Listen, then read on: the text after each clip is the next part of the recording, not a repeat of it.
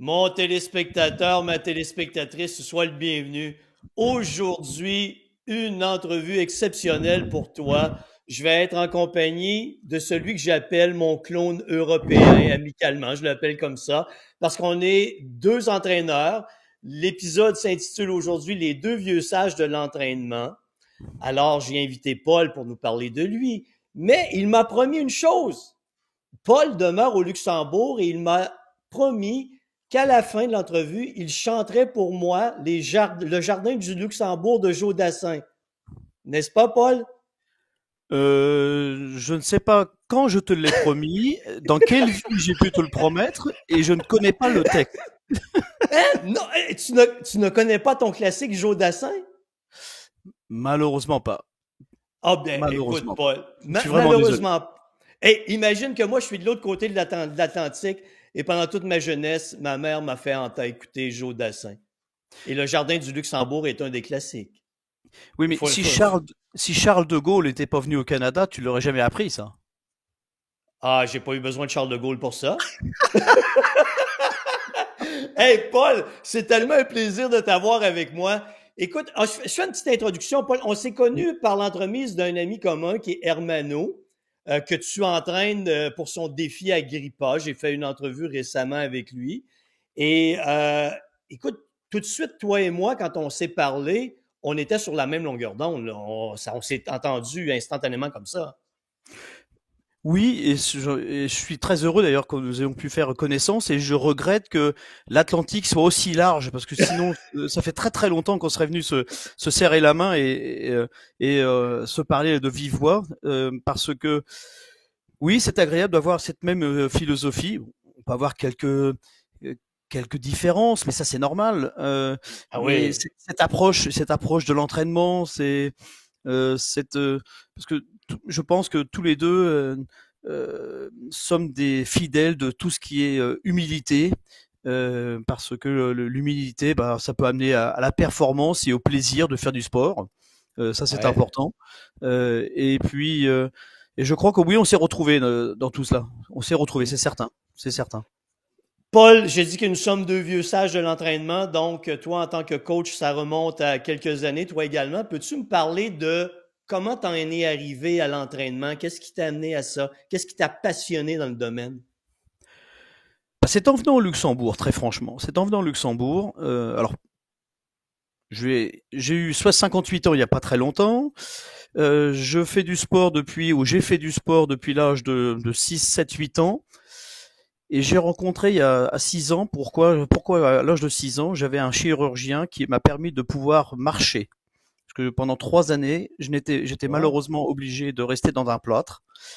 Et ce chirurgien est venu me voir, me dit voilà, et c'était un chirurgien extrêmement sévère, extrêmement difficile avec ses employés. Et j'avais la chance qu'à chaque fois, il me faisait un beau sourire. Et il m'a offert, alors là, c'est pour la vieille génération, un sac de billes. Et il m'a donné OK. également 5 francs français. Et il m'a dit un jour, Paul, tu courras un marathon. À partir d'aujourd'hui, tu as même le droit de faire du patin à roulettes. Wow. Et, et en 1989, j'étais à Cologne, en Allemagne, et un ami me dit, Paul, on a envie de courir le marathon de Berlin. Et en 1989, il y a eu la chute du mur de Berlin. Et je Ouais. me suis entraîné, mais sans aucune forme d'entraînement particulière pour le marathon de Berlin. Et j'ai couru mon premier marathon. Le temps était pas important. Enfin, j'ai quand même couru en 3h27, donc c'était pas mal pour un premier marathon. Très bon Mais pour un pour premier moi, marathon. c'était, voilà, il y a quelques années, plusieurs années auparavant, on m'avait dit que je courrais un jour un marathon, et j'ai couru ce marathon. Et ça, c'est formidable. Et euh, ça m'est bien sûr toujours resté. Et puis j'ai continué mon sport, j'ai fait de la course à pied, du squash, du tennis de table. Je viens d'origine du tennis de table. Et si j'avais OK. pas eu un malheureux accident assez grave, j'aurais pu continuer pour aller un petit peu plus loin dans le tennis de table. Parce que j'ai toujours aussi un esprit de compétiteur, et éventuellement je pense que j'aurais été un très bon sportif professionnel, je crois. Je crois. OK. Je crois. J'aurais gardé toujours cette humilité, je pense, mais j'aurais été un excellent professionnel, car le sport avant tout, la compétitivité, le respect bien sûr de l'adversaire, c'est important. Hein, faut toujours respecter son adversaire. Il faut aussi Ouais. se respecter soi-même, accepter la défaite pour mieux grandir. Et puis bon, ça a continué. Puis avec le biais du travail, je viens de la logistique et je suis parti au Luxembourg. Et la forme, c'est comme la musique aussi. Eh bien, la musique ou la danse, par exemple. Eh bien, le sport permet de faire connaissance à pas mal de monde. Et quand je suis venu au Luxembourg, je me suis dit, la meilleure façon de connaître les gens, bah, c'est d'aller faire du sport. Donc je faisais déjà du triathlon, du squash, mon tennis de table, je jouais mais plus au niveau que je jouais, mais donc je faisais toujours du sport. Et j'ai rencontré un club d'athlétisme où il y avait quelques triathlètes, parce que le triathlon prenait une bonne part chez moi dans mes activités. Et j'étais encadré par des personnes formidables. Il y a eu un gars qui s'occupait, en fin de compte, de faire des groupes de course à pied de différents niveaux. Alors, je vais donner les niveaux rapidement pour ceux qui connaissent un peu la course à pied. Un groupe à 12 km heure, 5 minutes au kilomètre. Un groupe à 10 km heure. Et puis un groupe intermédiaire. Et on était une vingtaine, une OK. trentaine à courir comme ça. Et puis et ce groupe-là allait aussi t'entraîner le jeudi sur la piste pour faire du fractionné, différentes choses. Et cette abnégation qu'avait ce garçon de ne pouvoir nous transmettre. Et puis le samedi, on faisait des longues sorties. Parfois, on préparait un marathon. On faisait 20, 25, 30 kilomètres. Le gars, il préparait tout, il s'organisait des trucs. C'était franchement fédérateur, c'était vraiment sympathique. Et ça me plaisait, très franchement. OK. Et un jour, j'ai eu un autre entraîneur euh, qui me semblait extrêmement difficile de premier abord, avec lequel il fallait parler, parce que il entraînait aussi une excellente athlète qui, elle, courait, par exemple, le 400 mètres haies. Et je me dis, ce 30 entraîneur-là, il entraîne une fille qui va aux Jeux Olympiques, on va pas y toucher. Et puis, il s'est proposé de prendre en charge les coureurs de fond ou les marathoniens. Et il m'a entraîné. Et c'est lui qui m'a inculqué une façon de m'entraîner qui me plaisait. Il disait, voilà, oui, dans l'entraînement, il y a des cadres, il y a des, comment dirais-je, il y a certaines règles, bien évidemment, il y a certaines bases, mais qui t'empêche de t'entraîner librement, par exemple, sans montre. Aujourd'hui, Ouais. tu sais très bien comment commencer. Hein, on a plein de choses à gauche et à droite. Il m'a dit, mais Ouais. non, voilà. Et puis, pardon, au lieu de courir sur la piste, qui t'empêche de courir sur l'herbe? Et sur l'herbe, qui t'empêche de courir toujours tout droit en faisant la longueur d'un terrain de foot, la largeur? Qui t'empêche de courir en diagonale? Rien. Personne. Personne. Et puis, le fartlek, j'ai appris le fartlek, que je ne connaissais pas non plus. Euh, et puis, il a dit, bah, oui, Paul, bah, tu cours comme tu veux. Tu peux courir en marche arrière, tu peux sauter, tu peux faire des exercices. Tu peux... Ouais. Et là, on est un petit peu Une perdu. liberté totale. Tu avais une liberté totale avec Et lui. là, j'ai beaucoup apprécié. Et je me suis dit un jour, je pense que ce serait vachement bien de, de, de passer de l'autre côté. Et je pratiquais le triathlon. Et dans le club où j'étais, l'entraîneur national de triathlon au Luxembourg voulait mettre en place une formation d'entraîneur de triathlon au Luxembourg. Et j'étais un des premiers à avoir fait cette formation de base d'entraîneur de triathlon. Alors c'est une formation de base, on appelle ça de niveau C, mais il voulait aussi qu'on aborde aussi le niveau B, le niveau A, donc un peu plus poussé, pour justement aller un peu plus loin. Et donc je faisais partie de cela et ça m'a énormément plu. Je ne le cache pas que étant quelqu'un de très pragmatique, beaucoup moins théorique, avoir une formation scolaire relativement faible, ça m'est un petit peu compliqué au début, toute la partie théorique. Ouais. Mais grâce aux entraîneurs à gauche et à droite avec lesquels j'ai pu communiquer, c'était beaucoup plus facile de le mettre en place, de mieux le comprendre. Et j'ai passé cet examen pour mettre ensuite en place des entraînements, des stages également. Et ça fonctionnait bien. J'avais quelques athlètes qui étaient On avec est en moi. quelle année, Paul, approximativement, quand tu as commencé tes formations? Oh, faut compter, allez, ça faisait 20-25 ans. Ça a quand même OK. manqué, oui, plus d'une vingtaine d'années maintenant. Plus d'une vingtaine OK. d'années. Et je n'avais pas encore saisi que le métier d'entraîneur, oui, bien sûr, aujourd'hui, il y a beaucoup de facilités, si je puis dire, pour faire des études de sport, pour devenir entraîneur. Mais il y a une chose qu'on n'apprend pas, c'est le côté humain de l'entraînement. Et Ouais. ça, c'est, je crois, une grosse partie du métier d'entraîneur. On le voit bien à tous les niveaux, peut-être dans le au niveau, si on parle du Canada, au niveau du hockey sur glace, de très haut niveau. On peut parler aussi dans la course à pied de très haut niveau. Dans le foot, dans le football, on peut le voir aussi. Tous ces entraîneurs qui sont à la tête des différentes équipes sont des gars qui ont une certaine expérience. On voit bien, ils savent mener les gens, ils les comprennent, ils mènent à la performance. Et ça, c'est des choses qui sont extrêmement importantes. Et ça, tu l'apprends que sur le terrain. Il n'y a pas photo. Ouais. Hein. Et Non. puis, tu apprends de tes propres athlètes. C'est ça aussi. Et moi, j'ai toujours aimé, et ça, je suis peut-être un petit peu trop loin dans la conversation, mais Non, j'aime, non, continue. j'aime partager et faire comprendre aussi à l'athlète pourquoi il fait ça. Et en même temps, je m'efforce, c'est pas toujours facile, et même parfois frustrant, faut pas l'oublier, c'est de dire, mais pourquoi tu prends ta montre pour courir, hein? Pourquoi tu prends ta ceinture cardiovasculaire pour savoir à combien ton cœur bat? Oui, donc on peut avoir des données plus exactes, c'est évident, d'accord, Oui. hein?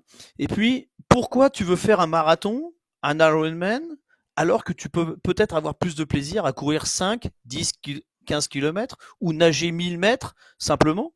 Euh, ou tout ça, c'est des choses personnellement que j'aime bien essayer de transmettre ou de faire comprendre que euh, Écoute, Paul, tu me rejoins là-dessus. Excuse-moi de t'interrompre. je t'en prie. C'est plus important pour nous l'aspect humain, le plaisir de s'entraîner, le bonheur de s'entraîner que la recherche de performance dans laquelle tu peux devenir malheureux et même te blesser, t'épuiser. Disons que quand on entend des remarques à gauche et à droite de différents athlètes, euh, oui, une séance d'entraînement peut être quelque chose hyper agréable. Ça peut être également difficile, mais au moment quand tu as choisi de faire un sport, tu pars du principe que tu as du plaisir à le faire. Et Normalement. quand tu recherches la performance, bien évidemment, c'est autre chose. C'est autre chose. Mais étant donné que tu fais ton sport, tu as du plaisir à le faire, pour moi, la performance peut arriver, mais en second lieu. En second lieu. Tout en acceptant ses capacités à pouvoir faire une certaine performance. Et j'ai une très vieille présentation que j'avais faite lors de ma formation d'entraîneur, où j'ai toujours dit, la performance, c'est ma performance. Je veux dire par là, eh bien, si j'ai couru 50 minutes sur 10 kilomètres, eh ben, c'est une performance. Oui. Je ne peux pas comparer à un gars qui va sur la piste, qui a gagné les Jeux Olympiques, qui va te courir dans des temps magnifiques. Mais est-ce que moi, j'ai les prédispositions de pouvoir courir aussi vite que le champion olympique? Mais si je les ai pas, est-ce que ça m'empêche quand même d'aller courir 50 minutes sur un 10 kilomètres? C'est ça qui est formidable. Et ça, Ouais. c'est quelque chose. Ça nous ramène, Paul, à une notion d'avoir des objectifs réalistes en fonction des capacités de chaque individu. Bien sûr. Ce que beaucoup d'athlètes vont perdre de vue, beaucoup de personnes qui s'entraînent perdent de vue rapidement parce que ils voient des gens avec des performances extraordinaires et s'imaginent que c'est ça qu'il faut qu'ils atteignent quand c'est totalement faux. Il faut. Après, on peut s'améliorer, bien évidemment, c'est clair. J'ai eu la chance de pouvoir m'améliorer aussi sportivement, mais à un moment donné, si on n'a pas toute cette prédisposition, toutes les possibilités, tout le monde ne peut pas devenir professionnel dans le sport, c'est-à-dire de consacrer 100% de son temps à son sport. Et les gens travaillent. On n'a pas tout de suite le moyen financier de pouvoir pratiquer son sport. Faut pas l'oublier non plus. C'est Ouais. pas parce que j'ai la chaussure du meilleur champion du monde qui a coûté X, qui coûte sur Internet ou peu importe sur les marchés X euros, que je vais devenir aussi champion et être mieux reconnu par mon copain d'à côté qui a peut-être une chaussure d'une autre marque et d'une autre qualité et d'un autre prix. D'accord? Et d'ailleurs, pour la petite histoire, euh, dans le triathlon, j'avais un collègue de sport à Cologne, un garçon formidable, et il nous faisait toujours rire. C'était un garçon qui a été extrêmement talentueux, et quand il faisait froid, quand il faisait du vélo, il prenait des gants en cuir de travail, classique, pas des gants de vélo hyper sophistiqués. Quand il y avait une veste de pluie, il prenait un cuir de pluie qu'on utilise pour les gens qui sont sur les chantiers, par exemple. D'accord. Il avait froid aux jambes, il prenait une paire de bas de sa mère ou de sa sœur pour pas avoir froid pour quand il faisait du vélo. Mais le gars, il était performant, il courait 30 minutes sur 10 kilomètres. D'accord. Wow. Il faisait sur 40 kilomètres, il faisait du 40, du 45 de moyenne. Il avait un vélo, son porte-bidon, c'était une vieille boîte de conserve. Donc, c'est là que c'est intéressant. Ouais, c'est pas l'équipement qui te rend performant. Pas forcément. Après, bien sûr, ça aide, ça peut aider. Oui, c'est ça, exactement. Et tout ça, c'est des trucs hyper sympas. Et quand j'ai fait ce diplôme d'entraîneur, ça m'a toujours plu de pouvoir montrer aux autres. Et j'ai aussi. Mais Paul, excuse-moi de t'interrompre encore une fois. Tu as une dimension différente. Tu as une dimension humaine qui est très poussée en tant qu'entraîneur, qu'on ne retrouve pas chez beaucoup d'entraîneurs. C'est pour ça que toi et moi, ça a très bien connecté. Est-ce que tu voyais les gens qui suivaient la même formation que toi? Est-ce que tu voyais cette même propension à l'humain ou c'était vraiment simplement la notion de performance? Pas du tout, parce que dans le groupe où nous étions, pour eux, c'était on décroche le diplôme et c'est fini. J'ai un diplôme en poche. Moi, c'était différent. On me l'a proposé de faire cette formation et j'avais envie, justement, avec cette formation, de faire quelque chose. Et ça, c'est vachement bien. On donnait l'opportunité de pouvoir faire quelque chose.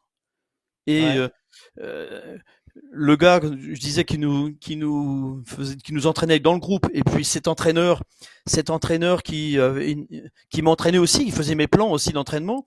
Et puis il y avait une approche formidable ça vraiment, en français, je veux dire, ça me titillait, ça me chatouillait, ça me donnait envie de faire quelque chose et de dire. Et puis je vais aussi poser la question. Il m'a dit, mais Paul, vas-y, montre-leur. T'as envie de montrer, tu montres, vas-y, montre, et tu verras bien comment ça se passe. Et j'ai eu des différents athlètes, et je suis hyper content d'avoir eu ces athlètes. J'ai eu des athlètes talentueux, j'ai eu des athlètes, j'aime pas dire ça, j'ai des athlètes qui étaient moins forts, mais des athlètes quand même. Ils venaient aux entraînements, ils avaient envie de venir, et puis ils revenaient. D'accord. J'ai pas forcément très bon caractère, mais bon. Ça, faut pouvoir le respecter, mais j'ai toujours fait ça dans le respect. Hein, c'est important. Ouais. Parce que être entraîneur, c'est un gros investissement personnel, faut pas l'oublier. C'est d'abnégation, hein, faut pas l'oublier. Ouais. Et puis on aime bien mettre quelque chose en place et on aime bien que ça rentre dans ce cadre, qu'on essaie que les gens rentrent dans ce cadre et essaient de le respecter. Hein, ça, c'est important. Oui, et c'est bien. Puis, et professionnellement, bien, j'ai toujours fait aussi un parallèle avec mon travail. J'ai eu la chance de travailler dans différentes entreprises. J'ai toujours très bien mené par mes supérieurs. Et justement, et là, j'aurais très bien pu dire, attends, je vais faire un diplôme d'entraîneur pour avoir la possibilité de dire, je suis l'entraîneur, c'est moi le chef maintenant, et je vais m'imposer. Et en fin de compte, non, j'ai appris beaucoup cet échange aussi. D'abord, écouter les gens. Et puis partager. Et au niveau des employés, c'est bien de partager. Ça, j'ai appris par pas mal de choses. D'ailleurs, dans des grandes entreprises comme dans l'industrie automobile, la société avec la Belle Étoile, et puis ou alors la société allemande aussi, qui se trouve à Munich. Et ce sont des entreprises où ils inculquent certaines choses au niveau de l'industrie pour être performants, mais en même temps, ils impliquent également le personnel qui est sur la chaîne pour justement que ça fonctionne mieux. Et quand tu as un athlète et tu lui dis, tu vas courir 5 minutes au kilomètre, et puis le gars est en train de souffrir, mais tu lui donnes pas l'occasion de partager le qui, le pour qui, le pourquoi. Si tu lui dis mais pourquoi t'as couru moins vite et tu lui laisses pas parler, le gars, à un moment donné, il va dire bah je m'en vais.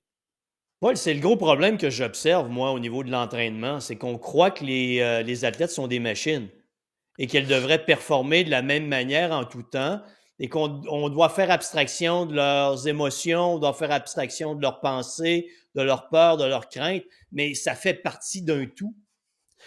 Oui, et surtout que euh, très souvent j'ai été critiqué, hein, je le cache pas, que je parlais trop aux athlètes, que j'essayais mon questionnaire était un petit peu trop large.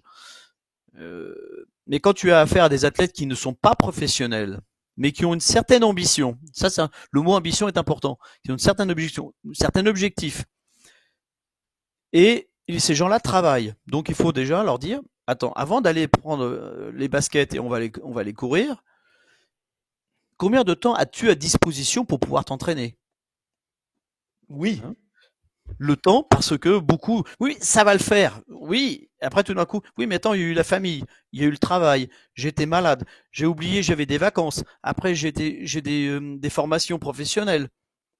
Et je vais me remettre. Donc, je vais cadrer d'abord tout ça, tranquillement, et on peut mettre en place. Et puis, ton objectif, il est pour quand? Ah, dans 3 semaines. T'as déjà fait du sport? Non, jamais. Oui, mais moi, j'aimerais bien courir le marathon comme en 1h20, 1h15. Ah, ok. Oh. Et c'est vrai que c'est important de parler aux gens et de pouvoir Ouais. cadrer tout cela. Et par contre, celui qui a cette ambition de dire, moi, je veux vraiment m'améliorer, je veux avoir cet objectif, là, dans ces cas-là, il faut avoir cadré tout cela. Je lui dis, attention, je le rappelle souvent, tu as fixé un objectif qui semble réaliste, mais attention, tu dois t'y attacher. Ça, c'est important. L'autre athlète qui n'a pas forcément une grosse ambition, il veut par exemple finir un 10 km. D'accord? Finir un 10 km, parfait. Et si on arrive à discuter et faire comprendre que bah, là tu commences justement ton sport, prenons le temps de le faire. Si tu as beaucoup de travail, tu as une famille avec des enfants, bah, regarde un petit peu tout ça et dis-moi comment tu peux t'entraîner. Et quand tu pourras faire ton objectif, on fera des tests, on peut parler les important c'est que ces gens-là, médicalement parlant, n'aient pas de grosses difficultés, d'accord? Ouais. Hein, il n'y a pas de contre-indication médicale. Hein, et puis, s'il y en a quelques-unes, eh ben, on peut toujours aussi faire avec. Hein, ça aussi, faut en tenir compte. Oui. D'accord, hein, On adapte. bien sûr. Et ça, c'est important. Et moi, Mais j'aime Paul, il y a bien. un point que tu mentionnes qui est important parce que moi, je l'ai vu. Des gens s'entraîner tellement que ça en est devenu presque une maladie mentale. Ça a conduit à un déséquilibre de vie et à un divorce, là. Il y a des gens qui perdent la carte totalement et ça prend des gens comme toi et moi pour les ramener, pour dire, écoute, il y a autre chose que l'entraînement dans la vie. Mais il y a c'est pour ça que c'est important. J'entends souvent, ça va le faire, ça va le faire. Oui, mais À quel coût? oui, et en plus, moi, en tant qu'entraîneur, on n'a pas besoin de me faire plaisir. C'est pas me dire, c'est parce que tu es entraîneur, je vais m'entraîner à minuit parce que tu as mis une séance de 10 km, j'ai pas eu le temps de la faire, je vais la faire. Non, non, il faut regarder, il faut se parler, il faut communiquer. Euh, c'est, euh, c'est extrêmement important de pouvoir se parler. Et puis, il faut aussi, par contre, que la personne soit prête à accepter le fait de dire, bah désolé, t'as pas eu le temps de t'entraîner, peut-être qu'il faut revoir ton objectif. Ouais. C'est pas grave de décaler à une date, c'est pas un problème non plus. Oui, c'est Ben, frustrant, tu vois, mais Paul, c'est fascinant ce que tu racontes parce que moi, je ramène ça théoriquement en disant les gens veulent accomplir le plus possible dans le plus court laps de temps possible, ce qui les place dans un état mental de fébrilité intense où ils perdent le contrôle, ils craignent d'échouer et le plaisir disparaît. mhm, tout à fait, tout à fait. Et ça, et c'est pour ça que moi je préfère qu'une personne viennent me voir ou qu'on en discute, je dis bah regarde fais une course plutôt de 5 kilomètres ou un triathlon qu'on appelle ça avec beaucoup plus avec moins de distance, où il aura plus de temps il sera plus facile pour s'entraîner. Et le résultat à la fin, le gars, il aurait fait 5 kilomètres allez, admettons 30 minutes, peu importe, mais il aura fait 5 kilomètres, il sera entraîné, il a réussi 30 kilomètres. Ça, c'est formidable. Ou alors il a fait un triathlon pendant 1 heure et demie. C'est pas beau tout ça. Après, tu peux dire, bah, si tu as plus de temps la prochaine fois, tu peux passer à une étape supérieure. Hein, Ouais. et ça, c'est important parce que qu'est-ce que ça peut être frustrant de se dire, j'ai pas réussi à atteindre mon objectif. C'est Ouais. et puis là aussi les choses marrantes. Il y a des anecdotes, j'en ai plein, Il y en a une, Vas-y, parce que j'allais te poser des questions là-dessus. il y en a une qui est formidable. C'est un gars est venu me voir, gentil, hein, il n'y a pas de souci. J'aimerais bien courir un marathon en 1h15. Non, un semi-marathon en Un 1h15. semi-marathon, ouais, on avait compris, Paul. Je fais semi-marathon en 1h15. Oh, je lui dis non, pas mal le gars. Et puis, je fais bah, ce que je te propose, c'était le semi-marathon du Luxembourg. Je fais, si tu veux, on va faire un test de 30 minutes. J'aime bien faire ce test de 30 minutes. Alors là, il y a le Cooper test, mais Ouais. le Cooper test sur 12 minutes, ça pas dit sur de l'endurance. Je trouve que c'est assez court. J'aime bien un test de 30 minutes. Alors, on fait un Ouais. test de 30 minutes. Bon, j'ai un protocole d'échauffement, de la technique aux courses, pour que la personne se mette en condition. Et il court 30 minutes. Sauf que je ne voyais pas les bases pour faire 1h15, 1h15. Je voyais les bases OK. pour faire 1h45, 2 heures. Et je dis au garçon, je vais te décevoir, mais dans les prochaines semaines, tu n'y arriveras pas à faire ton semi-marathon en 1h15. Il me fait pourquoi? Je fais bah, t'es sur des bases de 1h45, 1h50, et t'es même sur des bases de 50 minutes aux 10 km. Ce qui n'est pas péjoratif, mais là, 1h15, pas possible. Bon, je lui fais un plan, et puis il part au semi-marathon, et, euh, et puis plus tard, il a fini d'ailleurs en 2h10. En OK. 2h10. Et, euh, et je vois son premier temps, tu pouvais voir plus tard les splits aux 5 km. Je fais, mais pourquoi t'es parti en 3 heures, en 3 minutes 30 au kilomètre? Parce que je voulais finir en 1h15. Bon. Ah! Je fais, mais Quelle réflexion! On sait ce que ça implique, hein, voilà. Paul? Et puis bon, ok, alors je dis, bah, franchement, toi et moi, ça va pas fonctionner. Hein. Je dis franchement, très honnêtement, ça fonctionnera pas. Parce que là, tu mets ta santé en danger, ça ne fonctionnera pas. Et puis j'ai une autre anecdote, alors là, c'est assez amusant. J'avais la chance de pouvoir dans le triathlon entraîner différents athlètes.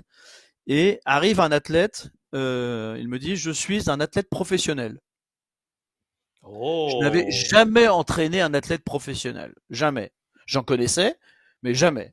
Et pour moi, athlète professionnel, ça veut déjà dire un très bon niveau. Et Ouais. puis, je dis d'ailleurs à un des athlètes qui était professionnel, qui avait gagné aussi plusieurs fois les Ironman en Europe et dans le monde entier. Je lui fais, dis donc, tu vas avoir un collègue d'entraînement avec toi, il y a un athlète qui est professionnel qui arrive. Je prépare un plan d'entraînement avec les équipes, avec mon fils, d'autres, avec aussi Hermano qui était là aussi. D'ailleurs, Ouais. il s'amusait aussi. Arrive le gars, mais avec tout son équipement, tout son machin, formidable. Moi, j'étais en train de trembler. J'espère que mon plan d'entraînement va lui plaire. Et je lui propose, pour ceux qui connaissent un peu, bon, 5000 mètres de natation à nager en 1h30 au total. Donc déjà, c'est déjà un bon programme. Et puis arrive aussi une jeune athlète aussi du cadre national luxembourgeois. Bon, je fais bah tous les deux, tous les trois, Gabriel aussi. Voilà votre programme. Et puis arrive donc la période d'échauffement. Sauf que au bout de 500 mètres d'échauffement, Gabriel, qui était beaucoup plus jeune, et puis la jeune femme qui était déjà au bord du bassin, le gars en échauffement était toujours pas arrivé. Ah, je fais ça bon. Bon, bref. OK. Et puis, oui, j'ai un peu mal à l'épaule. Bon, ça peut arriver. Je fais, c'est pas grave, on va adapter. C'est aussi Ah ouais? ce que doit faire l'entraîneur. Et puis bon, bref, la séance se passe très mal, forcément. Et puis on avait prévu de faire un petit stage d'entraînement, et on part en stage d'entraînement avec Hermano et Co. Et je dis pour le vélo, tu vas partir en premier. Hein, il y avait une petite boucle de 10 km à faire, et puis les autres partiront derrière. Sauf qu'il est parti en premier, mais les autres sont arrivés avant lui. Tout un professionnel. Et je me dis, mais là, j'ai eu un doute. Je me suis dit, est-ce que ce que j'ai prévu, j'ai mal compris, ou mon plan est mal adapté, j'ai fait des erreurs. Et en fin de compte, le gars il m'a dit, non, j'ai juste acheté une licence professionnelle. Parce que tu peux acheter ta licence professionnelle. Donc il était professionnel, Non. mais voilà. Ah, Mais il était professionnel sur papier seulement. sur papier seulement. Et, Ah. et là, tu vois tout de suite le truc. Et là, t'as des trucs complètement dingues. C'est-à-dire que le gars, il a une licence professionnelle, c'est son droit. Mais bon, le niveau, pas du Il l'a tout. pas. L'autre se met un objectif complètement irréaliste. Et là, très franchement, ça, c'est pas marrant. Et ça, c'est pas comme ça Non. que je Mais conçois Paul, l'entraînement. c'est une lutte qu'on doit faire régulièrement parce que dans ton premier exemple, où la personne, tu lui fais comprendre, tu lui fais voir, tu lui fais tester qu'elle n'a pas les capacités pour courir un semi-marathon en 1h15, elle arrive au semi-marathon et veut le faire en 1h15. Elle épuise ses réserves énergétiques dès le départ. J'ai de la difficulté, moi, avec ce genre de mentalité.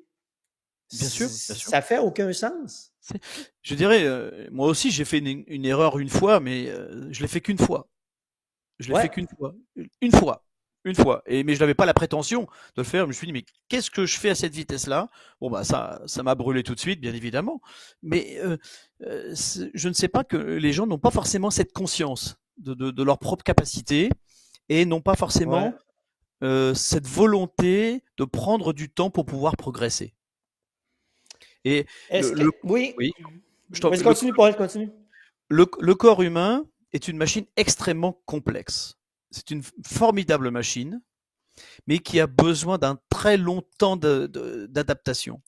Ben Nous ne sommes, oui, ben oui, mais nous ne sommes, oui. nous ne sommes pas comme ces animaux qui naissent, qui savent déjà marcher, courir. Nous, on a besoin d'un très long d'adaptation. Et puis, dans le domaine où tu excelles aussi, quand il s'agit d'avoir une meilleure forme, une meilleure silhouette, ce n'est pas un claquement de doigts. Ce n'est pas un claquement de doigts. Non. Et puis, il faut peut-être se satisfaire d'avoir une meilleure silhouette, mais pas encore celle d'une superstar. Et puis, on n'est pas non plus obligé de courir moins de 30 minutes aux 10 km, mais pouvoir déjà courir 45 minutes, 40 Ouais. minutes aux 10 km, ou un marathon en 3 heures ou 3 heures et quart, si on peut le faire, d'accord? Avoir cette satisfaction, et ça, c'est toujours difficile à l'inculquer. Paul, Après, dans le domaine, il y a beaucoup de croyances que les gens ont et dont ils ne veulent pas se départir. Je te donne un exemple. J'ai établi il y a quelque temps un programme d'entraînement pour un marathonien. On implique ce que tu connais de moi, l'analyse métabolique, l'analyse de VO2 max, ses capacités, l'aspect nutritionnel. Donc, voici ce que tu dois faire comme entraînement, voici tes capacités, voici ton plan. Et la personne dit, Denis, c'est extraordinaire, c'est exactement ça dont j'ai besoin parce que ce que je fais habituellement ne donne plus de résultats. On lance le tout. Qu'est-ce que fait la personne? Elle fait exactement ce qu'elle faisait avant. Je lui demande, pourquoi répètes-tu les mêmes erreurs alors que tu sais que ça ne donne rien et que je te propose un plan adapté à tes capacités? Oui, mais Denis, j'ai peur que ça ne donne pas de bons résultats, mais tu as déjà des résultats pourris. Tu vois, c'est cette perte des gens se perdent dans leurs pensées. As-tu ça souvent, toi aussi? oui, oui, oui. Et c'est la grosse frustration, c'est que on fait un plan, et après, mais pourquoi tu l'as pas fait? Ah bah alors tiens, il y a un truc marrant, ça aussi c'est amusant. C'est les trucs complètement Vas-y. subjectifs. Ah aujourd'hui je me sentais bien. Bon, ok. Ah non, aujourd'hui j'avais pas envie. Bon. Ah puis je me sentais pas trop bien. D'accord, d'accord. Mais oui, mais t'as un plan. Si le jour où tu te sens bien, tu dis peut-être que je peux aller plus vite ou faire autre chose, bah, il suffit de contacter la personne. Qu'est-ce que tu en penses? Ouais, D'accord? Euh, voilà. Ou alors, ah, je suis pas bien aujourd'hui ou j'ai pas envie. Bah, ça arrive, hein, comme on disait, on n'est pas des robots. D'accord. non. Mais si on fait un plan, et on dit, tiens, tu dois courir 5 minutes au kilomètre pour être simple, et tu cours 4,30. Et le lendemain, tu dois courir 4,30 et tu cours 5 minutes 10. Oui, j'étais fatigué parce que hier. Bah oui, mais on le sait, ça. Et ça, c'est bien sûr, forcément, cette relation entraîneur-athlète, c'est pas toujours facile. Et on va pas se cacher, la personne qui va faire le défi, aussi parfois il faut mettre le frein à main. Oui, parfois il faut le rappeler certaines choses parce que ça fait des années qu'il peut. Mais lui aussi, c'est un roi gentiment, hein, avec tout le respect que je lui dois et mon amitié. C'est le roi de parfois faire des expérimentations, de dire ah bah c'était bien aujourd'hui, alors voilà j'ai fait ça. Et puis 2 jours plus tard, oh ça a mal marché. Bah oui, mais et quand on regarde tout cela, et ça c'est des trucs assez classiques, assez classiques. Et parfois c'est un peu difficile de faire accepter cela. J'ai encore une autre anecdote assez marrante.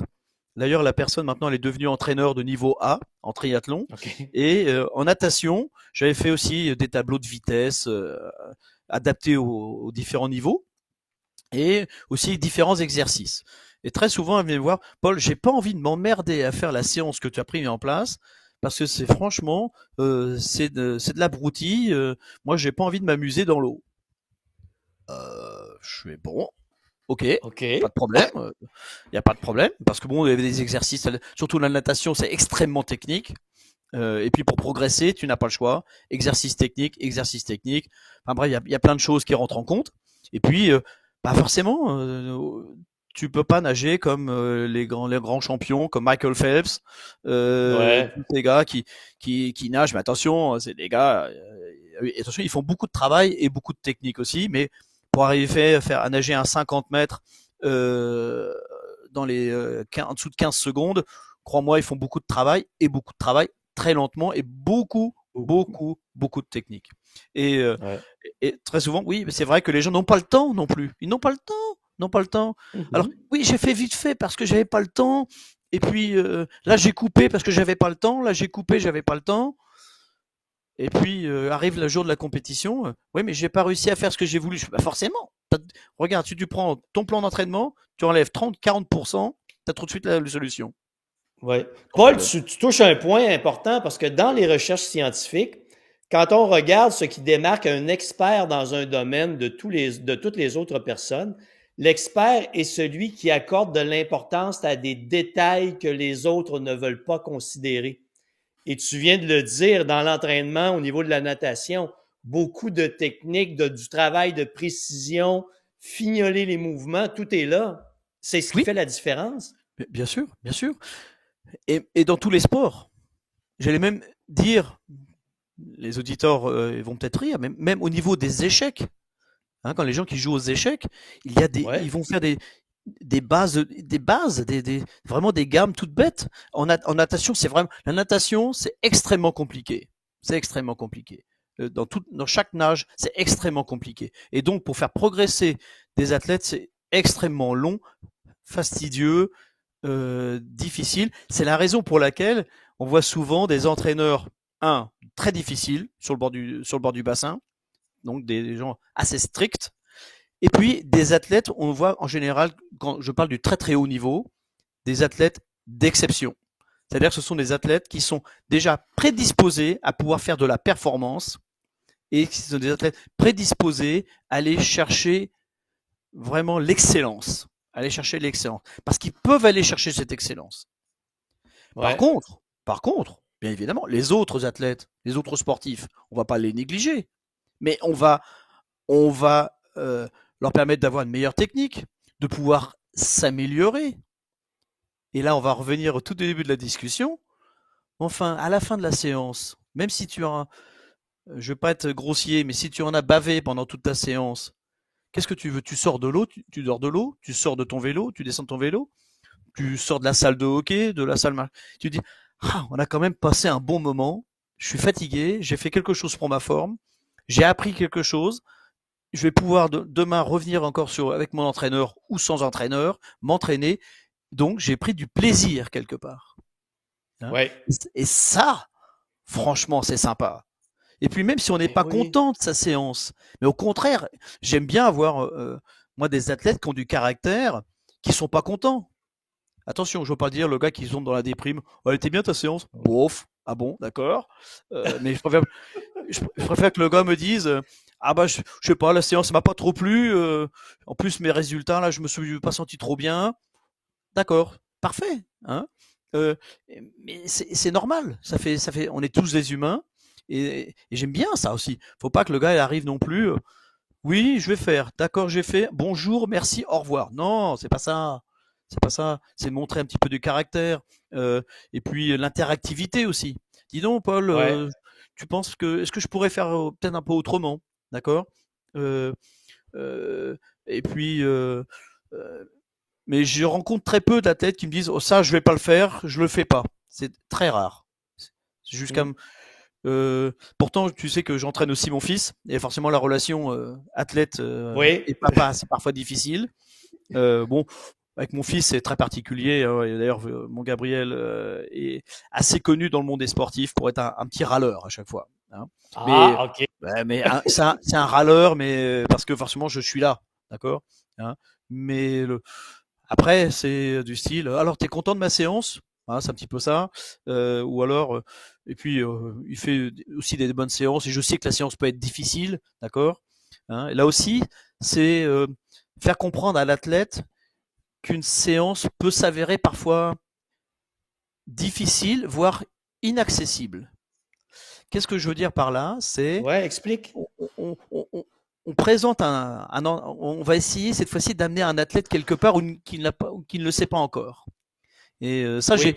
honnêtement, le défi m'a fait apprendre aussi beaucoup de choses, d'ailleurs, indépendamment de cela. Mais l'entraînement dans le type Ironman sur la très longue distance, c'est passionnant parce qu'on va amener l'athlète quelque part où il sait que ah jusque là je sais, mais là je sais plus. C'est-à-dire non, plus vite, par exemple plus vite, ou mettre plus de force, ou aller plus loin encore, aller plus loin. Et le gars dit mais ouais mais j'ai jamais fait ça, je sais pas le faire. Donc il a peur, on sent une certaine peur, une certaine réticence à vouloir le faire. Et puis on voit que c'est extrêmement dur. Et je sais que j'ai fait aussi personnellement aussi des entraînements extrêmement difficiles. Parfois, je me dis, Paul, parfois ça a parfois pas marché, mais j'ai essayé. Et parce que pour moi aussi, c'est Et important. t'as appris. T'as appris. Bien sûr, et un athlète doit pouvoir avoir cette volonté d'essayer quelque chose. Et quand on sent que le gars il y est presque, pas encore, mais il y est presque, et là on sent qu'après la séance, il dit ah ouais, mais là, quand est-ce qu'on, et souvent on me dit quand est-ce qu'on refait la séance? Oui, j'aimerais bien la prochaine fois, et vraiment bien y arriver. Et voilà, la partie est gagnée. C'est fait. La partie est gagnée. Paul, Et ça, c'est restons dans ce secteur-là. Parlons d'Hermano. Mhm. Hermano, dans son plan d'entraînement, a récemment franchi des distances répétitives de 60-65 km. Comment l'as-tu amené à ces distances? Parce que ça se fait pas en claquant des doigts. Je sais qu'il n'y a pas seulement un aspect d'entraînement, il y a un aspect mental. Comment as-tu structuré le plan pour l'amener vers ça? En fin de compte, si je puis dire, c'est assez simple et en même temps, c'est très, je vais prendre un anglicisme, c'est assez challenging ou assez, euh, c'est quelque chose aussi de nouveau pour moi, mais en même temps, lorsque nous avons décidé, Hermano et moi, de faire ce défi, ou quand Hermano a pris la décision de le faire et nous avons ensemble défini les distances seront à faire par jour, on est parti sur une moyenne de 60 km par jour. Et déjà, quand on sait ce qu'est que courir un 10 km, un semi-marathon et un marathon, et il n'y a pas un seul athlète qui court un marathon qui n'a pas mal aux jambes après un marathon. du premier jusqu'au dernier. Il n'y en a pas un. C'est physiologiquement, il y a beaucoup de traumatismes et ainsi de suite. Donc, l'idée était, si on reprend la configuration du défi qu'on a repris à partir de fin août 2022, c'était de reprendre le temps d'amener Hermano à supporter une charge de volume d'entraînement qui soit telle qu'il puisse correspondre et qu'il a même au-delà des distances qui seront prévues de courir tous les jours. Oui. Sachant que c'est vrai, sur le papier, c'est une fois 30 km le matin, pour faire simple, une fois 30 km l'après-midi. Mais malgré tout, tu dois quand même faire 60 km tous les jours. Kilomètres. D'accord. Ouais. Et l'autre expérience que j'avais, c'est dans le triathlon, dans l'Ironman. C'est très souvent faire aux athlètes de la surdistance. Cette surdistance, c'est par exemple, en natation, c'est faire des 5, 6, 7 km d'affilée, alors que c'est pas forcément nécessaire puisque la course demande 3,8, d'accord? Ou alors, c'est faire du 200, 230, 240 km de vélo, alors que la course en demande 180. Ouais. Par contre, en course à pied, compte tenu des traumatismes, là, c'est un petit peu différent. C'est un petit peu différent. Là, on veut éviter les blessures. On va un petit peu moins loin. Mais là, en l'occurrence, pour justement le défi, eh bien, c'était de se dire, allez, on va aller sur 30 km, sur 40 km, sur 50 km, donc passer au-delà du cap fatidique du marathon, parce que celui-ci, là, dans chaque athlète qui court fait de la course à pied, le marathon, c'est mythique, et c'est aussi éventuellement quelque chose où on a beaucoup de respect. Et là, hop, et puis, donc, il a fait sa première fois son 50 km. Je ne le cache pas, personnellement, j'étais chargé d'émotions. Que j'ai d'ailleurs, que j'ai libéré, parce que j'étais heureux de voir que il était passé à un cap des 50 km et qu'il avait réussi d'une très belle manière. Et qu'en même temps, j'ai pu voir que ce que j'avais mis en place fonctionnait. Fonctionne, oui. Et ça, c'était formidable. Et ça, c'est quelque chose de bien. Et ça, je me suis dit, eh bien, là maintenant, on a passé une première étape. Il faut passer à l'étape au-dessus, sachant que forcément, mentalement, eh bien, il y a quelque chose de nouveau. Il y a quelque chose de nouveau. On se dit maintenant, ça y est, les 50 km sont faits, mais maintenant, il faut passer à l'étape au-dessus. D'accord? Et donc là, on a fait ces sorties de 60-65. Et là, j'avais beaucoup moins d'appréhension.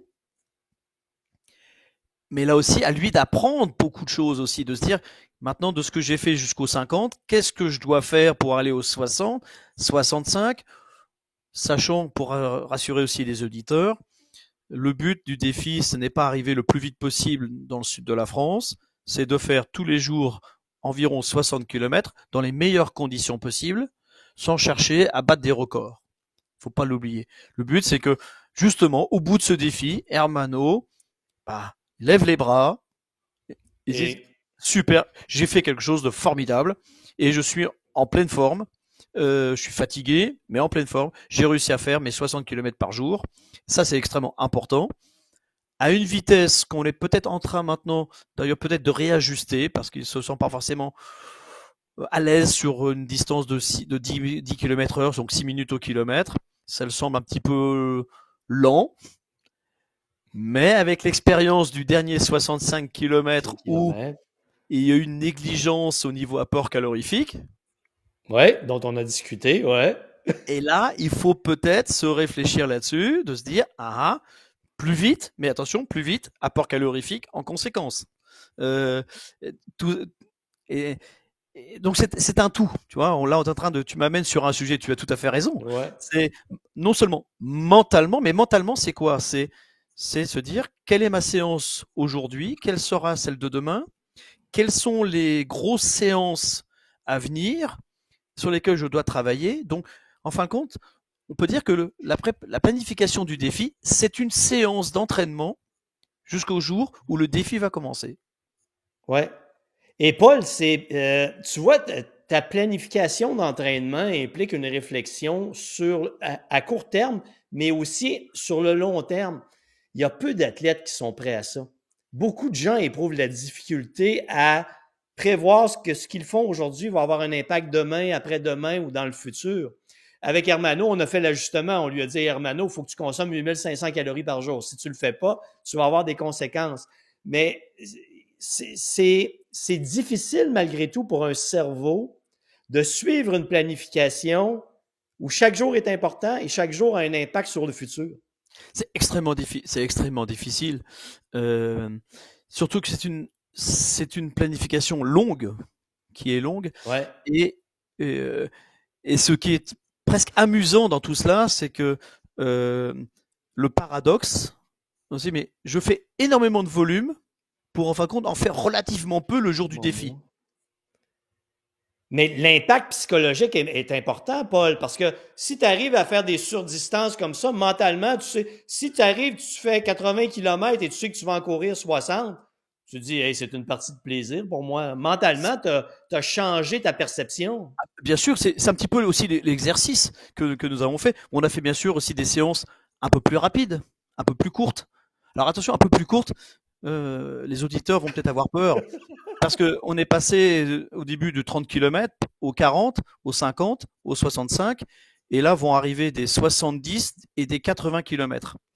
D'ailleurs, si tu te rappelles, Denis, dans nos premières conversations, alors on a eu la chance de faire connaissance, et tu avais ces gars qui s'entraînaient pour vraiment des très longues distances, et Ouais. je t'avais aussi posé la question, est-ce que toi, sur ton plan d'entraînement, tu leur fais faire aussi ces longues distances? Et tu m'avais répondu, oui, Ouais. oui, parce que justement, ils doivent s'y habituer. Ils doivent s'y habituer. Et, Absolument. et Hermano doit aussi s'y habituer. Et c'est pas facile, mais je rassure tout le monde. On met des pauses. On met des pauses. Et les Ouais. pauses. Mais le repos est Attention, très important. c'est pas une pause chaise longue d'une demi-heure, trois quarts d'heure autour d'une table avec une entrée, un plat principal, un dessert. Mais c'est une pause qui permet déjà hop, de se poser un petit peu, de faire différentes choses. Et, euh, et là, tout dernièrement, Hermano a fait dimanche dernier une sortie normale de 50 km. Et ça s'est bien, Normal. bien passé. Ouais. Il l'a fait seul. Et là, il a prochainement du 60 et du 70 à faire. Et que j'ai coupé parce qu'il sera tout seul. Donc j'ai préféré le couper. Enfin, couper. J'ai mis une fois du 40 plus 20. Donc il fait 40 km. Une pause d'une heure et demie. Et un 20 km derrière. Et le lendemain, il doit faire ou le surlendemain, un 50 et un 20. D'accord. Donc, mais là aussi, c'est pareil, faut que c'est un petit peu sous le format du défi aussi. Et quand il viendra Ouais. au Luxembourg bientôt, là, on va passer sur du 75 et sur du 80. Et là, j'ai mis aussi des pauses. Je serai avec lui, ce sera un petit peu différent. Euh, et mais ça se fait pas du jour au lendemain. C'est un petit peu, on revient sur la Ouais. discussion. Il faut habituer la personne, et puis il faut qu'elle soit prête mentalement à justement à endurer cette préparation, cette longue préparation.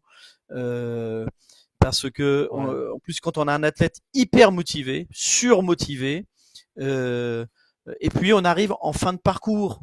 Euh, c'est comme si tu faisais la traversée du Canada.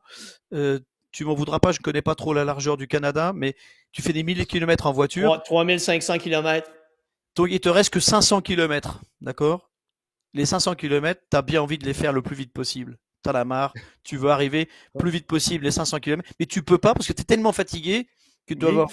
faire une pause quelque part. Ici, pour le défi, c'est pareil. Et, Ouais. et en fin de compte, là, j'avais mis l'échange d'emails. Paul, je veux revenir en arrière, hein. Oui, Parce qu'il vas-y. y a un sujet important que je vais aborder avec toi. Quand Hermano a amorcé la première fois son défi, tu m'as envoyé son plan d'entraînement. Mhm. Quand j'ai regardé ton plan d'entraînement, j'ai dit putain de merde, mais c'est incroyable. J'avais jamais vu un plan d'entraînement aussi bien élaboré, aussi bien détaillé. Et j'ai compris à ce moment que tu maîtrisais un concept que moi j'exprime sur le plan scientifique de la manière suivante. Il est important d'adapter la demande mécanique à la capacité physiologique.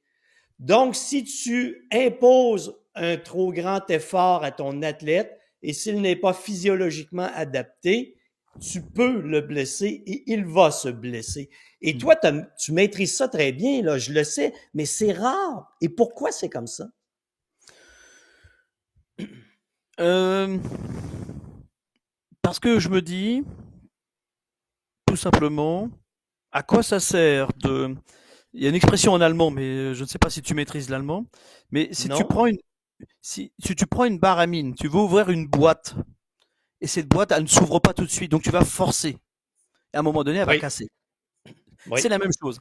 Et quand, si on a en 2020 ou 21, quand Hermano a commencé à vouloir préparer ce défi, euh, d'ailleurs c'est pour ça que je me suis mis dans le défi quelque part en tant qu'entraîneur. Et parce que Hermano dit oui, moi je m'entraîne un petit peu à gauche et à droite, bon, très bien. Et puis quand j'avais regardé un petit peu ses données d'entraînement, je me suis dit 1400 km avec 20 km par semaine en entraînement, ça va pas le faire. Et puis on en a parlé. Bon, je lui dis attention Hermano, on va reprendre au mois de décembre, on va partir au mois d'avril, ça va être short, attention, il va y avoir une montée en charge difficile. On n'avait pas trop prévu certaines choses parce que il y avait peut-être certaines choses qu'on ne connaissait pas et lui non plus. Et vraiment, il y a eu une montée en charge qui était assez forte, mais pas extraordinaire non plus, parce que je me suis dit ça devrait fonctionner. Mais malgré tout, une petite fracture de fatigue qui est arrivée et on s'est dit ok, il a fait sa pause et puis on est reparti. Euh, et aujourd'hui, oui, ce plan, il est important de se dire, attends, on va repartir quelque part et on va réadapter le corps. Il faut absolument, on va pas repartir sur se dire, attends, on s'est arrêté à 120 km par semaine, on va repartir sur ça. Non, on a repris sur 70 ou 80 si ma mémoire est bonne. On a réadapté parce qu'il est absolument important à ce que le corps s'adapte. À ce que le corps s'adapte. Et puis, C'est la phrase la plus importante à retenir. oui, et non seulement l'adaptation, mais avoir envie de répéter ces efforts.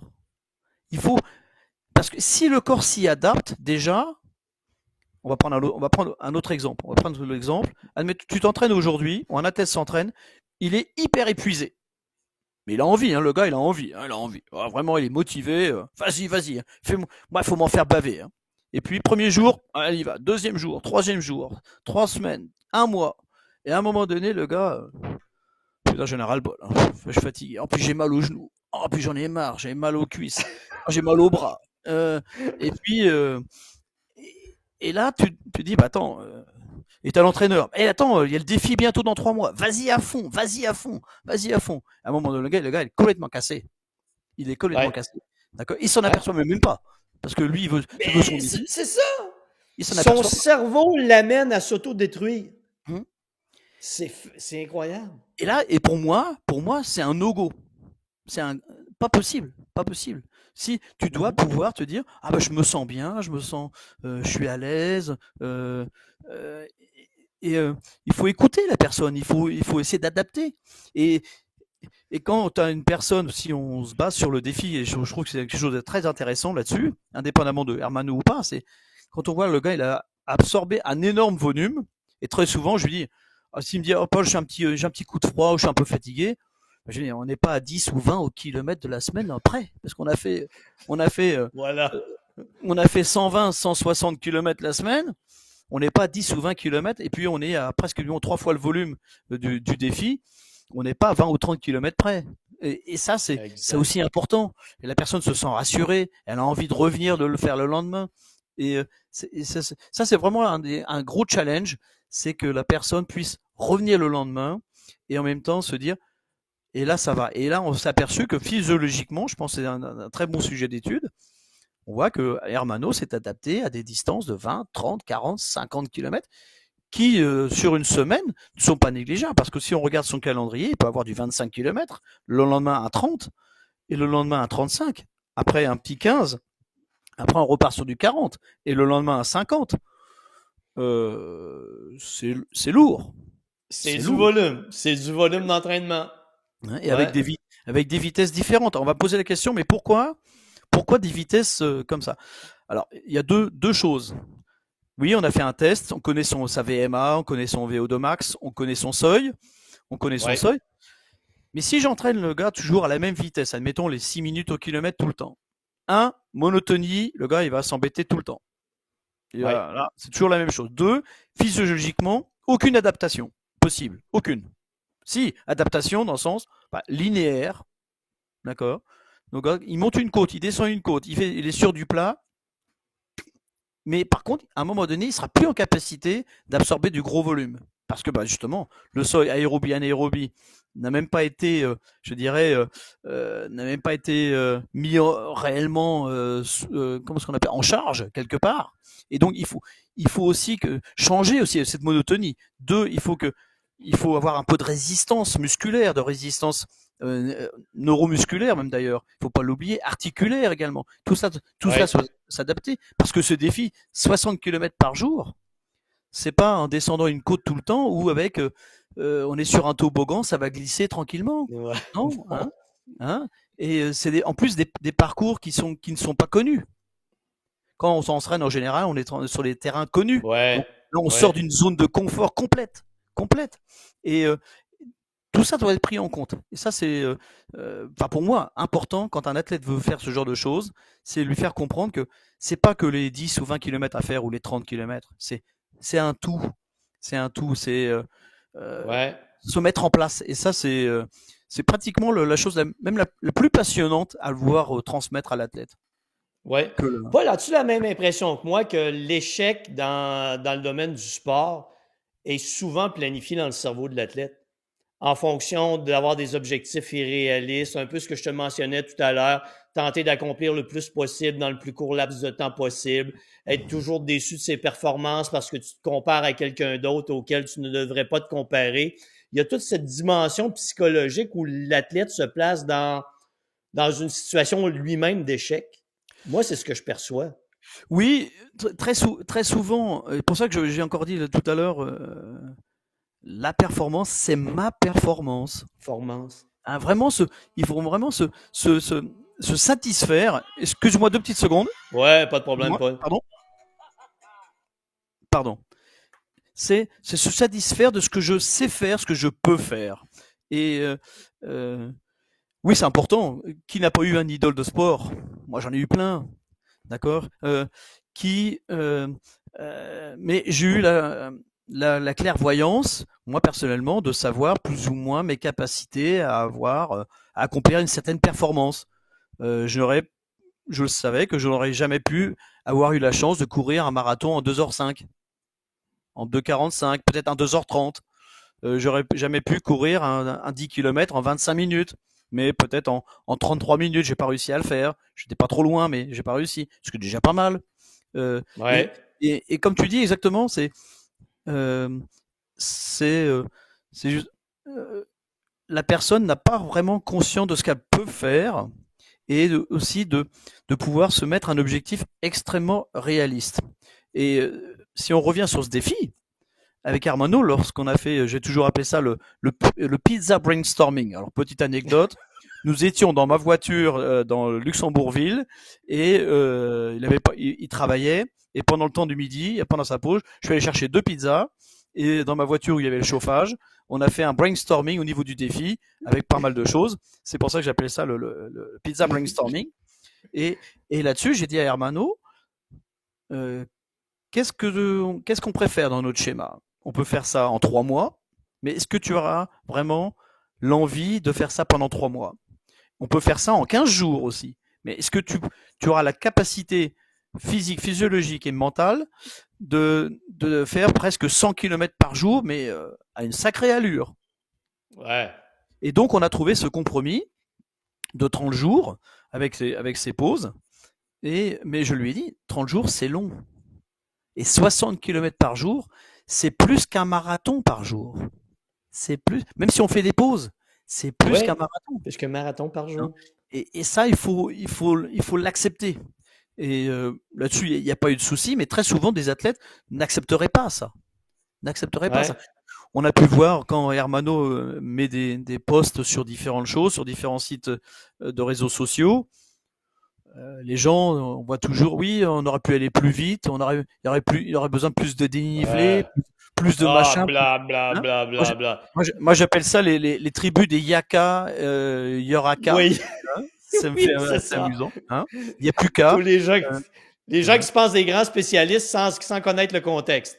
Et et c'est pour ça que voilà. Et jusqu'à maintenant, je touche un peu du bois pour dire que bah on est à 2-3 semaines, enfin un peu plus maintenant oui, allez, du départ, un mois du départ, mais Hermano, il reste encore 2 semaines de fin de préparation, mais je peux pratiquement dire avec beaucoup de modestie que il est prêt, physiquement il est prêt. Il y a encore deux, trois choses encore à régler, mais il est Ouais. prêt. Il est prêt. Les objectifs sont atteints. Et donc, il faut que les gens soient extrêmement patients. Et plus l'objectif est difficile et haut, et plus il faut prendre le temps de le faire. Tant. Et dans notre monde moderne, n'est-ce pas une chose très difficile pour les gens de prendre du temps, de persévérer, de travailler sur des détails? Alors justement, ça aussi, aujourd'hui, on a la chance d'avoir des moyens techniques qui nous rapportent des informations extrêmement Utile parfois. détaillées. Détaillé. Oui. Précise, non, parce qu'on s'aperçoit que une Ouais. montre, la montre X ne montre pas forcément le même résultat que l'autre montre X, et que forcément, du côté C'est médical, vrai. les appareils médicaux qui sont extrêmement performants avec des normes et des règles très précises sont calibrés et vont pouvoir te donner des informations extrêmement précises. La montre X ou l'appareil X sont des aides formidables qui se sont améliorées, mais ça reste parfois toujours un peu plus approximatif. Ouais. Mais c'est pas l'appareil qui va te faire aller plus vite. C'est la façon dont tu l'utilises et la façon dont tu bâtis ton entraînement qui vont te faire progresser. Merci, Paul, de le dire. Merci. C'est Voilà. tellement ça. Hmm? Oui, les gens s'équipent de la plus haute technologie, ne savent pas, ne l'utilisent que partiellement, analysent toutes leurs données, mais ne font jamais ce qu'il faut en termes d'entraînement, en termes de nutrition, en termes de repos, en termes de sommeil, pour que le corps puisse s'adapter. Alors justement, tiens, alors, nutrition, surtout aujourd'hui, on fait partie d'une certaine génération, pas encore très vieille, mais une certaine génération malgré tout. Oui, c'est pour Hein. ça qu'on s'appelle les deux vieux sages de l'entraînement, Paul. Voilà. Et donc, aujourd'hui, on voit bien qu'il y a plein de choses. Il y a les gens qui sont véganes, les gens qui sont végétariens, il y a les gens qui mangent un petit peu de tout, parfois même n'importe quoi, mais peu importe. Moi, personnellement, en tant que sportif, j'ai eu la chance de ne jamais eu avoir de grosses difficultés au niveau de mon alimentation. Je n'ai jamais été le plus mince non plus. Mais oui, j'aurais pu avoir un poids de forme encore amélioré si j'avais voulu. J'avais voulu. Mais j'avais une certaine discipline, par exemple. Pendant toute ma période de compétition, pas de beurre, pas de frites, par exemple, hein, pas de choses Ouais. grasses. Du gâteau au chocolat, oui, mais pas avec de la vanille, de la chantilly dessus. Tu vois, c'est un truc tout bête. Hein, d'accord. Un peu plus de fruits, un peu plus de légumes, pas de sauce, d'accord. Voilà, c'était un petit peu mon régime à moi. Maintenant, lorsque les gens sont véganes ou végétariens et qui ont donc un régime un peu spécifique, ils font beaucoup de sport. Là aussi, il faut Oui. qu'ils arrivent aussi à l'accepter que, attention, ma performance pourra être éventuellement différente. Attention, c'est pas parce que je suis tel et tel type de personnage au niveau de mon alimentation que je vais être plus performant que l'autre. Ben Non, non, non, non. non. Et ça, il faut faire attention. C'est pas Ouais. parce que non plus j'ai perdu 3, 4, 5, 6, 7 kilos que je serai plus performant sur mon vélo ou en course à pied. Si je suis pas à l'aise dessus, ça sert à rien. Et si mon Ouais. métabolisme ne le permet pas d'être comme ça, d'accord, je ne perds pas de personnes qui ont la malchance d'être en surpoids pour différentes raisons. D'accord. Je ne parle pas de ça. Je parle de personnes qui, pour eux, se disent oui, j'ai vu, regarde le mec à vélo, là, il fait 1m80, 60 kilos, il monte la côte comme ça, je veux être pareil. Mais est-ce que toi, tu peux être pareil? Je ne sais pas. Je ne sais pas. Il faut le regarder. Il faut regarder ça très, très sérieusement. C'est important. Hein, parce que on sait très bien que vouloir absolument avoir une perte de poids absolue parce que je veux être ça peut entraîner un déclenchement psychique extrêmement grave qui éventuellement peut apporter de gros, gros problèmes. Et puis, Ouais. à l'inverse aussi, il faut faire attention. Et donc, et ça aussi, pour moi, c'est important, c'est de dire, on garde son poids, on regarde, on peut éventuellement un petit peu s'améliorer. On peut se faire quand même plaisir si on n'est pas du professionnel. Et puis, qui ne l'empêche quand on n'est pas professionnel de manger une glace. Ah, j'ai mangé une glace. Ah, Oui. voilà, j'ai mangé une glace. Au contraire, demain, j'ai mangé ma glace et j'ai mieux couru. Hein, tout bête. Hein. Ouais. Ça, c'est important. Mais moi, je dis, Paul, l'entraînement doit venir avec de l'intelligence et non avec des croyances. Tout à fait d'accord. Croire qu'une telle diète va te permettre de t'améliorer, que tel équipement, non, c'est un tout global et tout ça doit être analysé, observé, planifié et les croyances n'ont rien à voir dans ta performance. Mais il y a une chose qui est pour moi inéluctable dans la performance, peu importe laquelle la performance, c'est de pouvoir savoir se reposer. Hey! Et là, j'ai pas le temps. Allez, je me couche à 1h du matin, je me lève à 6h, et puis, tac, tac, tac, tac, tac. Là aussi, ça peut être aussi L'adaptation du corps se fait pendant que tu es au repos. Je le dis. L'exercice est la stimulation qui dit à ton corps que tu dois t'adapter et l'adaptation se fait pendant que tu es au repos. Si tu coupes le repos, tu détruis ton corps. On sait très bien ce qui se passe pendant le sommeil. Hein. D'ailleurs, pour les plus jeunes, l'hormone de croissance, et en même temps, toute la partie cognitive, hein, donc pour la coordination, ça se passe pas pendant le corps, il n'a pas le temps pendant la journée. On marche, on mange, on parle, on écrit, on réfléchit. On n'a pas le temps pour ça. Par contre, la nuit, lui, là, il travaille. Il travaille. Oui. Hein, Oui, il consolide les acquis. Il consolide les acquis, le cerveau. Exactement. Et donc, ça donne cette sommeil. Mais si on lui donne pas cette chance, et si on reste dans le domaine du sport et on veut être plus performant ou être en bonne forme pour le lendemain, pour une course ou quoi que ce soit, il n'y a pas photo, il faut du repos. Ça, Ouais. c'est important. Et justement, moi, dans mes plans d'entraînement, j'aime bien, justement, et ça aussi, la question que je pose souvent aux athlètes, je fais, comment est-ce que tu travailles? Comment tu penses vouloir t'entraîner? Parce que on pourra mettre une journée de repos.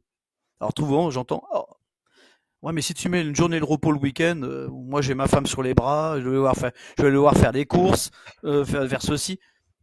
Mais est-ce que ça fait pas partie du repos? La vie. Ouais. C'est Hein, ça. hein. Et parce que les gens se comparent à, par exemple, à un athlète professionnel qui, lui, bah, c'est vrai, Oui. il est parti 6 mois de sa maison avec une compagne ou un compagnon qui est tout à fait d'accord du fait que le gars il soit parti parce que c'est un professionnel. Oui, bah, le gars, c'est vrai, le dimanche, bah, il va pas faire de course parce il y a tout le monde qui s'occupe de lui. Et puis, il va se reposer. Il a fait un entraînement. Il va se reposer. Il a fait un entraînement. Il a fait éventuellement un photo shooting. Et puis, c'est ça sa journée.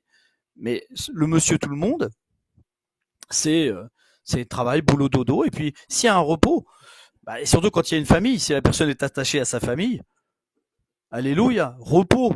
Je m'occupe de ma famille. Repos. Ouais. Au moins là, je peux m'occuper de ma famille, par exemple. C'est ça. Ça, c'est clair. Paul, en terminant, si tu avais un seul conseil à donner à tous ces gens qui veulent améliorer leur performance, quel serait-il? Que les objectifs soient réalistes. Tout le monde peut réaliser un objectif, mais il faut qu'il soit réaliste, qu'il n'ait pas peur de se regarder dans un miroir ou de consulter différentes personnes, de faire un test et accepter leur capacité de pouvoir faire un sport, quel qu'il soit, pour se faire plaisir. Déjà, Ouais. se faire plaisir. Et la performance, elle passe par le plaisir. C'est deux choses qui est certaine. Et si tout se passe dans de bonnes conditions, et prendre le temps pour pouvoir progresser. Ça, c'est extrêmement important. Et accepter la Magnifique. défaite. Accepter la défaite. Oui, et s'en servir comme processus d'apprentissage. Bien sûr, bien sûr. Bien sûr. Paul, c'était magnifique. Est-ce que je peux t'inviter de nouveau à discuter avec moi d'entraînement pour Avec partager nos plaisir. connaissances? Ah, Avec plaisir. ça va être magnifique. Ça va être magnifique. Avec Paul, plaisir. C'est aussi grâce à toi et je te remercie. On a passé d'excellents moments et je pense très souvent à toi, surtout dans cette préparation de défis. Euh, et pour les auditeurs, le défi que Hermano s'est lancé, c'est un défi même pour moi encore en tant qu'entraîneur. Et on découvre pas mal de choses et des choses très positives. Et je peux dire que une personne qui peut se lancer un défi peut le faire en étant bien raisonnable, il Ouais. faut que ce soit bien réfléchi, et, Ouais. et l'échange avec les gens, et sans vouloir se comparer à quelqu'un d'autre. Pour les gens, en terminant, Paul, pour les gens qui veulent voir le podcast que j'ai fait avec Hermano sur le sujet, il s'intitule Le Jedi du défi Agrippa. Je l'ai vu, je l'ai entendu. Hey Paul, je te remercie infiniment. Merci aussi. Alors, on se reparle bientôt. Mon téléspectateur, ma téléspectatrice qui s'entraîne, tu dois écouter ce podcast au moins une vingtaine de fois pour assimiler toutes les connaissances qu'on vient de te transmettre. Et au Là-dessus, à la plaisir. prochaine. Merci beaucoup, Denis. À bientôt. À Ciao, bientôt. ciao.